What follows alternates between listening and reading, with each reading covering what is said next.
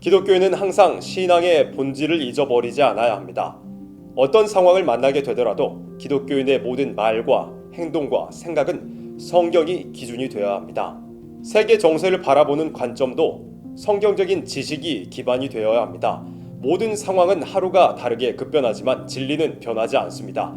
진리를 붙잡고 있는 사람은 어떤 것을 보더라도 흔들리거나 당황하지 않습니다. 현재 세계는 크게 둘로 양분되어 있습니다. 무신론 공산 세력과 그들의 편에 선 세력들, 그리고 그 반대편에 있는 자본주의 경제권의 세력으로 나누어져 있다고 볼 수 있습니다. 스가랴 6장에 기록된 두 노사는 이와 같은 형국을 예언한 것입니다. 무신론 공산 세력은 여러 방향으로 세계를 위협하고 있습니다. 북괴, 중공, 러시아는 오랜 기간 쌓아온 군사력과 첨단 무기 개발을 위한 기술력으로 세계를 위협하고 있습니다. 오바댜 1장 4절은 붉은 세력을 의미하는 에돔을 향해서 네가 독수리처럼 오르며 별 사이에 깃들인다고 말씀했습니다.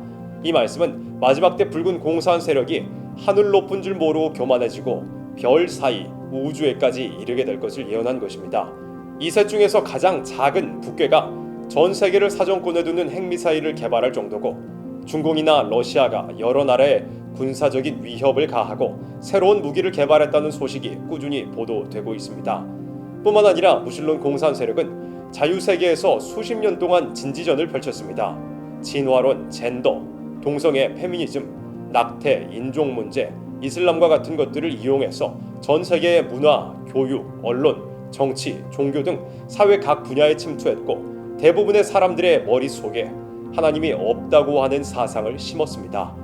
하박국 1장 15절 말씀처럼 공산 세력들이 무신론과 유물론이라는 사상으로 많은 사람들을 사로잡을 것이라는 말씀이 이루어지고 있는 것입니다. 이에 반대되는 세력인 자본주의 경제권의 세력이 있습니다.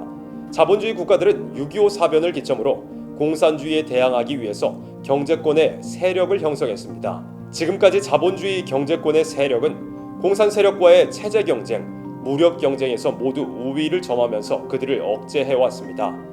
대한민국은 이 두 세력 모두와 아주 가까이 위치해 있습니다. 세계 모든 나라 가운데서 공산 세력의 위협을 가장 크게 받고 있는 나라이기도 하고, 자본주의 경제권의 세력을 대표하는 미국과 가장 긴밀한 동맹 관계를 가졌던 나라이기도 합니다.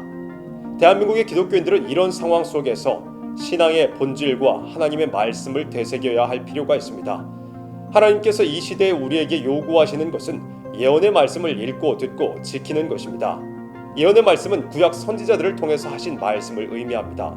구약 선지자들이 활동할 당시의 상황은 마지막 시대를 예표하는 것이었고, 그들의 경고와 예언은 마지막 시대에 성취될 것입니다.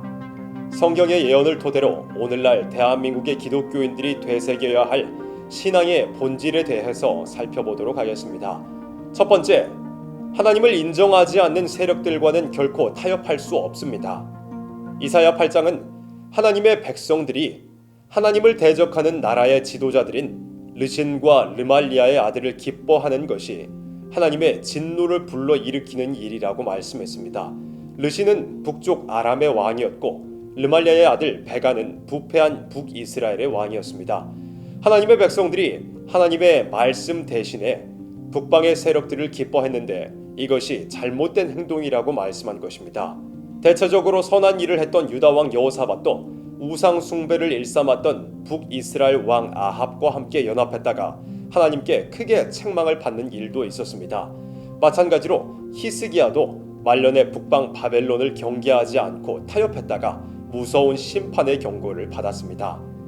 하나님은 이렇게 하나님의 백성들이 북방 무신론 세력과 타협하는 것을 결코 기뻐하지 않으셨습니다.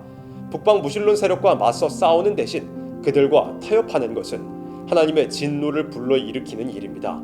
이 시대에도 북방 무신론 공산 세력의 위협이 두려워서 그들과 타협하게 된다면 하나님의 무서운 심판을 피할 수 없을 것입니다.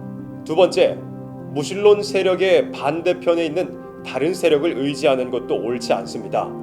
구약의 역사 속에서 북방의 아수르나 바벨론의 세력과 맞서기 위해서 그들의 반대편에 있는 강대국인 애굽을 의지하는 경우가 몇 차례 있었습니다. 히스기야 왕은 북방 아수르의 위협 앞에서 애굽의 도움을 기대하기도 했었습니다. 그럴 무렵에 하나님께서는 이사야 선지자를 통해서 이사야 20장이나 30장, 31장과 같은 말씀을 주시면서 애굽이 결코 도움이 되지 못할 것이고 하나님의 백성들은 반드시 하나님만을 의지해야 할 것이라고 말씀했습니다. 도움을 구하러 애굽으로 내려가는 자들은 화 있을진저.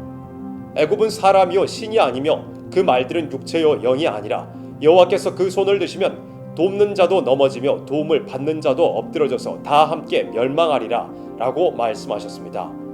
유다의 마지막 왕이었던 시드기야도 북방 바벨론의 위협에서 벗어나고자 반대편에 있는 강대국인 애굽의 도움을 바랬습니다. 하나님께서는 예레미야 선지자를 통해서 시드기야의 그런 행동을 책망하셨습니다. 하나님은 북방 무실론 세력의 위협 앞에서 하나님만을 찾고 바라는 것을 원하셨습니다. 다른 강대국을 의지하는 것을 기뻐하지 않으셨습니다. 마찬가지입니다. 우리 기독교인들은 오직 하나님만 바라보아야 합니다. 무실론 공산 세력과 대항하기 위해서 그 반대편에 있는 다른 강대국을 의지하는 것은 결코 성경적이지 않습니다. 무실론 공산 세력의 반대편에 있는 자본주의 경제권의 세력은 공산주의에 변화된 적화 전술을 파악하지 못했을 뿐만 아니라 자신들의 패권과 물질적인 이익을 지키기 위한 단편적인 반공의 수준을 넘어서지 못합니다. 때문에 시장 경제는 중공의 자본에, 민주주의는 사회주의 포퓰리즘에 잠식되어서 제 기능을 상실한 상태입니다. 자본주의 경제권의 세력은 결국 북방 무실론의 거짓 평화 전술에 속아 넘어갈 것이라고 성경은 예언했습니다. 세 번째, 기독교인은 오직 그리스도의 나라만을 기다려야 합니다. 예수님께서 십자가 고난을 앞두고 말씀하셨습니다. 내 나라는 이 세상에 속한 것이 아니라. 기독교인들이 바라고 기다려야 할 나라는 예수님께서 이루실 나라이고 이 나라는 이 세상에 속한 것이 아닙니다. 이 말씀은 이 세상에서 자포자기하라는 말씀이 아닙니다. 지금 우리가 살고 있고 또 기도로 시작된 이 대한민국을 위해서 싸우지 말라는 말이 아닙니다. 대한민국을 집어삼킨 악한 세력들과 우리는 싸워야 합니다. 진리를 파괴하고 교회를 압박하며 예배의 자유를 박탈하려는 악한 자들과 싸워야 합니다. 그러나 분명히 알아야 할 것은 이 세상에서는 온전히 기독교의 진리에 입각한 나라가 결코 완성될 수 없다는 사실입니다. 이 한계를 항상 새기지 않으면 하나님의 크신 뜻보다도 세속적인 정치 문제에 과도하게 매몰될 위험이 있습니다. 하나님은 다니엘을 통해서 말씀하셨습니다. 이 열왕의 때에 하늘의 하나님이 한 나라를 세우시리니 이것은 영원히 망하지도 아니할 것이요 그 국권이 다른 백성에게로 돌아가지도 아니할 것이요 도리어 이 모든 나라를 쳐서 멸하고 영원히 설 것이라. 이 나라는 예수님께서 재림하셔서 모든 악의 세력을 심판하시고 이루실 무너지지 않을 나라입니다. 우리는 오직 예수님께서 재림하셔서 심판하시고 이루실 그리스도의 나라만을 기다려야 합니다. 마지막 시대에 우리 기독교인은 캄캄한 흑암의 시대를 살아가고 있습니다. 우리 안에 말씀의 빛과 신앙의 본질이 어두워지지 않도록 주의해야 합니다.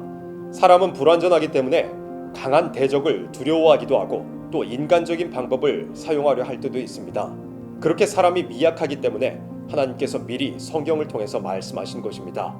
우리는 어떠한 상황 속에서도 오직 그리스도의 나라만을 목적하고 싸워나가야 합니다.